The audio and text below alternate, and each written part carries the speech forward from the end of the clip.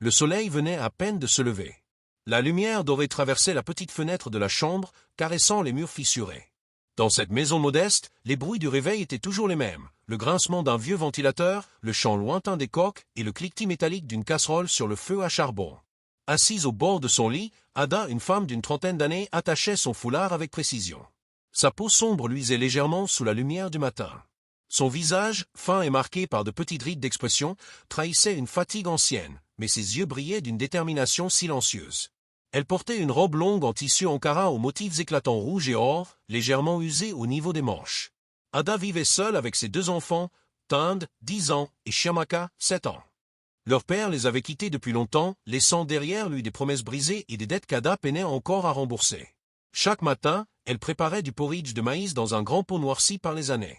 Ses mains fines, mais fermes, remuaient la mixture avec une cuillère en bois tout en surveillant l'uniforme de Tund et la robe scolaire de Shamaka. La maison n'avait pas d'électricité stable. Parfois, une ampoule n'eût clignoté au plafond, mais la plupart du temps, c'était la lumière du jour qui guidait leurs gestes. Ada gagnait sa vie en vendant des beignets et du thé chaud au bord de la route principale. Elle se levait avant l'aube pour pétrir la pâte et préparer un thermos d'eau bouillante. Sur le marché, l'air était déjà saturé d'odeurs, poissons séchés, piments frais, huile chaude. Ada s'installait toujours à la même place, un petit banc en bois bancal, un plateau couvert d'un linge blanc devant elle. Elle souriait aux passants, échangeait quelques mots avec ses clients réguliers, mais au fond, elle savait que ses efforts suffisaient à peine à payer le loyer et les cahiers des enfants. Chaque billet gagné disparaissait aussitôt dans les dépenses.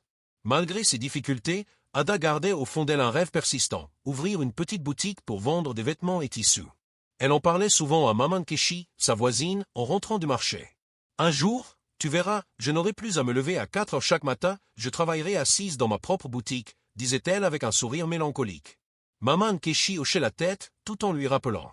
Ada, ma fille, l'argent facile, ça attire aussi les problèmes faciles. Un soir, alors que la pluie battait contre les toits en tôle, Ada comptait ses maigres bénéfices à la lumière d'une bougie. Une ombre apparut dans l'embrasure de sa porte. C'était une femme élégamment habillée, inconnue dans le quartier. Son foulard soyeux brillait même sous la faible lumière. Elle s'assit calmement sur le tabouret en face d'Ada et posa un petit sac en cuir sur la table. « Ada, j'ai entendu parler de toi. Tu es une femme courageuse et je peux t'aider à changer ta vie. » Ada fronça les sourcils. Elle ne savait pas que cette phrase serait le début d'un chemin dont elle ne reviendrait jamais indemne. La pluie s'était calmée, mais l'air restait lourd et humide. L'élégante femme s'assit sur le tabouret face à Ada, ses vêtements en soie scintillant faiblement à la lumière de la bougie. Elle observa Ada un moment, comme pour lire son âme. « Je m'appelle Madame Gloria, dit-elle enfin, sa voix douce mais ferme. » Elle ouvrit le petit sac en cuir et en sortit une liasse épaisse de billets neufs. L'odeur de l'argent neuf emplit la petite pièce, un parfum presque enivrant. Ada, surprise, recula légèrement. « Que voulez-vous que je fasse ?» Gloria sourit, un sourire qui n'atteignait pas ses yeux. « Rien de dangereux. Juste, aider à faire passer certaines marchandises d'un point A à un point B. Tu auras ta part, et plus jamais tu ne te lèveras à 4 heures pour vendre des beignets. » Ada baissa les yeux vers ses mains. Elles étaient encore marquées par la chaleur du feu de charbon. Elle repensa aux mots de Maman Keshi. « L'argent facile, ça attire aussi les problèmes faciles. »« Et si je refuse ?» demanda-t-elle. Gloria haussa les épaules, comme si la réponse importait peu. « Alors tu continueras à vivre comme maintenant. Mais je sais que tu veux plus. » Le silence s'installa. On entendait seulement l'eau tomber des gouttières sur le sol boueux dehors. Gloria se pencha légèrement vers Ada, baissant la voix. « Tu crois que tes enfants vont avoir une vie meilleure si tu continues ainsi? Tu crois que l'école qu'ils fréquentent leur donnera une chance ?» Ada serra les dents. Shamaka avait déjà manqué plusieurs jours d'école faute de payer les frais. Tund commençait à parler de quitter l'école pour aider sa mère. « Avec moi, dit Gloria, en posant la liasse sur la table, tout ça peut changer, dès demain. » Ada prit une profonde inspiration. Elle n'avait jamais manipulé autant d'argent de sa vie. Elle se demanda si ce n'était pas un rêve. « Et, si on me surprend ?» Gloria eut un petit rire. « Personne ne te surprendra. Fais-moi confiance. » Elle lui tendit une carte avec un numéro écrit au stylo. « Appelle-moi demain si tu es prête. » Puis, elle se leva, remit son foulard parfaitement en place et quitta la pièce dans un parfum délicat qui resta suspendu dans l'air longtemps après son départ. Ada resta assise, les yeux fixés sur la liasse d'argent. Elle pensa à ses enfants dormant dans la petite chambre voisine. Elle pensa à la boutique qu'elle rêvait d'ouvrir, aux dettes qu'elle pourrait effacer en une seule fois. Mais elle pensa aussi aux rumeurs entendues au marché, des femmes qui disparaissaient après avoir accepté des affaires faciles, des familles ruinées après des coups ratés. La bougie se consuma petit à petit. Ada ne dormit pas cette nuit-là. Le chant des coqs résonna dans la fraîcheur de l'aube. Ada sortit de la maison, son foulard attaché plus serré que d'habitude. Elle regarda la route poussiéreuse, encore humide de la pluie de la veille. Tind et Chiamaka marchaient devant elle, cartables sur le dos. Ada les observait en silence, le cœur lourd mais décidé. Elle serra la carte de Gloria dans sa main. Ce matin-là, elle ne partit pas directement au marché. 3 jours avaient passé depuis la visite de Madame Gloria. Dans la petite maison d'Ada, l'air semblait plus lourd que d'habitude. L'argent était toujours là, soigneusement rangé dans une boîte en fer au fond de l'armoire. Chaque fois qu'Ada posait les yeux dessus, son cœur se mettait à battre plus fort. Elle se répétait que cet argent n'était pas le sien, mais il brillait comme une promesse silencieuse. Ce matin-là, alors qu'elle lavait du linge dans une bassine d'eau froide, la voix de Chiamaka résonna dans la cour. « Maman, maman, regarde mes chaussures. » La petite fille tendait ses pieds. La semelle pendait, presque arrachée. Tind, lui, s'approcha avec un cahier à la main. Les pages étaient à moitié déchirées. Ada sentit une boule se former dans sa gorge. Les besoins étaient là, devant elle, criant. Mais au fond d'elle, un autre besoin, plus obscur, commençait à naître, celui de comprendre ce que Gloria voulait vraiment. Le soir, quand les enfants furent couchés, Ada sortit la petite carte blanche que Gloria lui avait laissée. Elle fixa le numéro écrit à l'encre bleue. Ses doigts tremblaient. Elle posa la carte sur la table, alluma la bougie et fixa la flamme, comme pour y lire une réponse. Finalement, elle composa le numéro. Au 3e appel, une voix suave répondit. « Ada, je savais que tu m'appellerais. » C'était Gloria. Le rendez-vous fut fixé pour le lendemain, dans un endroit qu'Ada ne connaissait pas, un hôtel au centre-ville. Le jour suivant, vêtue de sa plus belle robe en carat rouge et or, Ada marcha jusqu'à l'arrêt de bus. L'hôtel se dressait comme une forteresse de verre et de béton. À l'intérieur, le parfum des fleurs fraîches se mêlait à l'odeur du cuir des fauteuils. Gloria était là, assise à une table près de la baie vitrée. Elle portait une robe en soie noire et ses bijoux scintillaient sous la lumière tamisée. Sur la table, un plateau de fruits exotiques, du thé parfumé et une petite boîte en bois fermée.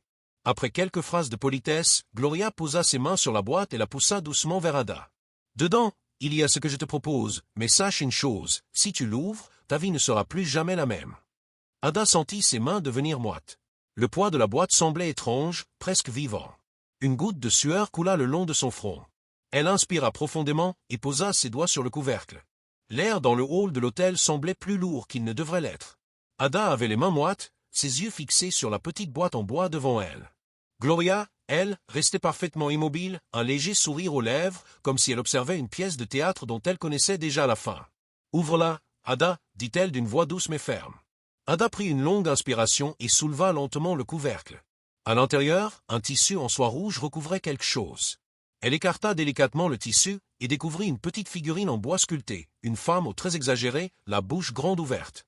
Les yeux de la figurine étaient incrustés de minuscules pierres brillantes. « C'est une poupée ?» demanda Ada, perplexe.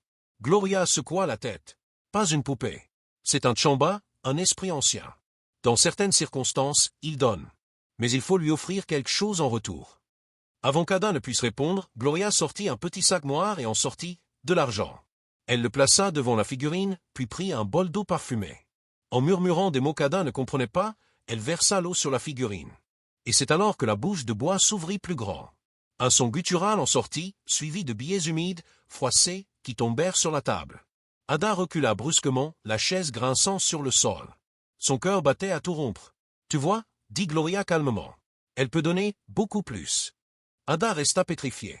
Chaque fibre de son corps lui criait de fuir. Mais une autre voix, plus silencieuse et plus sombre, lui murmurait que cet argent pourrait tout changer. Gloria rangea calmement la figurine et l'argent dans la boîte. Puis elle la poussa à nouveau vers Ada. « Garde-la une semaine. Fais ce que je t'ai montré, et reviens me voir. » Ada ne répondit pas. Elle prit la boîte, la glissa dans son sac et sortit de l'hôtel. La chaleur du soleil extérieur lui frappa le visage, mais rien ne semblait réel. Sur le chemin du retour, elle sentit le poids de la boîte contre sa hanche. Il ne pesait pas lourd, mais dans son esprit, il semblait écraser tout le reste. Les bruits du marché s'étaient estompés, remplacés par les murmures lointains des radios et le vrombissement des générateurs. Ada était assise sur le lit, la petite boîte en bois posée devant elle. Elle n'avait pas encore allumé la lumière. Seule la lueur de la lune entrait par la fenêtre, dessinant des ombres argentées sur les murs. Elle n'arrêtait pas de repenser au moment où les billets étaient sortis de la bouche de la figurine. Son cœur battait vite, mais ses mains restaient étrangement calmes. Elle tira la boîte vers elle et l'ouvrit. Le tissu rouge semblait plus vif que dans ses souvenirs. La figurine la fixait, ses yeux incrustés de pierre scintillant faiblement. Ada se souvint des paroles de Gloria, « Fais ce que je t'ai montré, et reviens me voir. » Elle sortit un petit bol d'eau parfumée, ainsi que quelques billets qu'elle avait mis de côté. D'une voix tremblante, elle murmura les mots que Gloria avait prononcés. Sa gorge était sèche, mais elle continua. Puis elle versa l'eau sur la figurine. Rien. Seulement un léger bruit d'eau qui glissait sur le bois. Elle fronça les sourcils, répéta les mots plus forts. Un courant d'air étrange passa dans la pièce, et soudain, la bouche de la figurine se mit à bouger. D'abord lentement, comme si le bois craquait, puis plus largement. Ada sentit un froid glacial envahir la pièce. Les pierres des yeux semblaient plus lumineuses. Et puis, le bruit. Un son humide, presque écœurant. Des billets, humides et froissés, commencèrent à glisser hors de la bouche. 1, 2, 3, bientôt une petite pile se forma devant elle. Ada recula légèrement, partagée entre l'avidité et la peur. Elle tendit la main, hésita, puis saisit un billet. Il était mouillé, froid. Elle le lâcha aussitôt, le cœur battant. Le silence retomba brusquement. La bouche se referma, les yeux perdirent leur éclat. Ada resta immobile, respirant vite, comme si elle venait de courir. Elle ramassa lentement les billets et les posa sur la table. Puis, d'un geste rapide, elle remit la figurine dans la boîte, referma le couvercle et la poussa loin d'elle. Mais même à l'autre bout de la pièce, elle sentait encore son poids. La semaine qui suivit la première nuit fut étrange. Ada sentit que la boîte pesait plus lourd que jamais, comme si elle contenait non seulement le bois et l'argent, mais une force invisible. Chaque matin, elle vérifiait les billets qu'elle avait placés dans son armoire. Certains avaient disparu, d'autres étaient devenus humides et tachés, sans aucune explication. Elle remarqua aussi que les pièces de monnaie cliquetaient seules dans le fond d'une bassine. Une nuit, alors qu'elle dormait à peine, elle entendit un murmure venant de l'armoire. Un souffle froid traversa la chambre, et elle se leva, le cœur battant.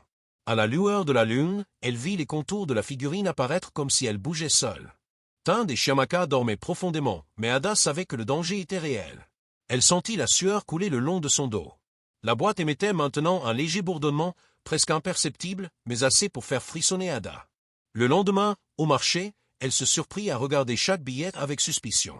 Les voisins chuchotaient sur les disparitions récentes et sur des histoires étranges autour de certains objets mystérieux.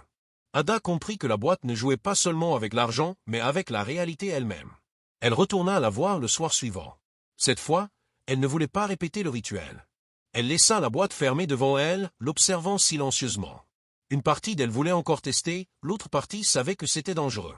Le temps passa lentement. Chaque bruit, chaque ombre semblait plus menaçant. Ada réalisa que l'argent facile avait un prix invisible, un prix qui pouvait la consumer si elle continuait. C'est à ce moment-là qu'elle sut qu'elle devait faire un choix. Continuer à utiliser la boîte et risquer sa famille et sa vie, ou renoncer et accepter la vie qu'elle connaissait. La nuit tombait à nouveau, plus silencieuse que jamais. Ada s'assit sur son lit, la boîte en bois posée devant elle. Les souvenirs de la semaine passée lui revenaient en mémoire, les billets humides, les pièces cliquetant seules, le murmure des ombres dans la chambre. Elle regarda Tind et Chiamaka dormir paisiblement. Leurs visages innocents semblaient la supplier de ne pas succomber à la tentation. Chaque battement de son cœur lui rappelait ce que Gloria lui avait dit. L'argent est un pouvoir, mais il demande toujours un prix. Ada prit la boîte dans ses mains. Elle sentait le bois froid, presque vivant. Elle pensa à tout ce qu'elle pourrait faire avec cet argent. Payer les dettes, acheter des vêtements pour ses enfants, améliorer leur maison. Mais chaque pensée était suivie par une image plus sombre, des billets qui disparaissent, des ombres qui bougent, des chuchotements dans la nuit. Elle posa la boîte sur le lit et inspira profondément. Ses doigts tremblaient, mais sa décision se formait dans son esprit. Non, elle ne jouerait plus avec ce pouvoir. Ada ouvrit la fenêtre et sortit la boîte. Le vent de la nuit effaçait les derniers murmures, comme si le monde entier approuvait sa décision. Elle laissa tomber la boîte dans une poubelle, la regardant s'éloigner dans l'obscurité. Un sentiment de libération la traversa. L'air semblait plus léger, la pièce plus paisible. Ada réalisa que le vrai trésor n'était pas l'argent, mais la paix, la sécurité de ses enfants et la tranquillité de sa conscience. Elle s'assit près du lit, tenant les mains de Tind et Chiamaka. Les enfants bougèrent légèrement, un sourire sur leurs visages endormis. Ada sourit aussi, sachant que la vie honnête et simple qu'elle menait valait mieux que toutes les richesses du monde. Les jours suivants, la vie d'Ada retrouva son rythme habituel. L'air semblait plus léger dans la maison. Tind et Chiamaka jouaient dans la cour, riant comme si rien ne s'était jamais passé. Ada préparait le repas, nettoyait la maison et sentait une étrange paix intérieure. Elle repensa à la boîte, à la figurine et à Gloria. Elle comprit que l'argent facile, bien qu'attrayant, apportait avec lui le chaos, la peur et la perte de contrôle.